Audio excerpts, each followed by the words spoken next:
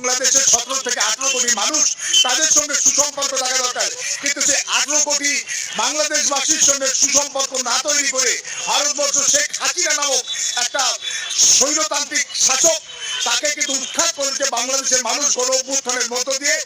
তাকে সেল্টার দিয়ে, তাকে আশ্রয় দিয়ে আসলে বাংলাদেশের সঙ্গে সম্পর্কটাকে কলুষিত করছে, নষ্ট করছে। এই মোদী আয়নাঘরে বছরের পর বছর কিভাবে গুম করে রাখা হয়েছে, কিভাবে তাদেরকে ইলেকট্রিক শক দেওয়া হয়েছে, কি ভয়ঙ্কর রকমের উপর তাদের উপর টর্চার করা হয়েছে, আয়নাঘরে আটকে রেখে, সেটা হচ্ছে বিশ্বব্যাপী বাসী দেখেছে যেটা হাসিনার ভয়ঙ্কর রকমের অপকীর্তি। সেই হাসিনাকে আমাদের দেশ, মহাত্মা গান্ধীর দেশ ভারতবর্ষে আশ্রয় দিয়ে মোদী প্রশাসন ভয়ঙ্কর রকমের ভুল করেছে। অবিলম্বে ভুল খণ্ডন করে বা আমাদেরকে হাসিনাকে অবিলম্বে ভারত থেকে বের করে দেওয়া দরকার। তুই বাবা যেখানে পারিস যা, তোর দায় এবং দায়িত্ব আমরা নেব না। আমরা 17-18 কোটি বাংলাদেশি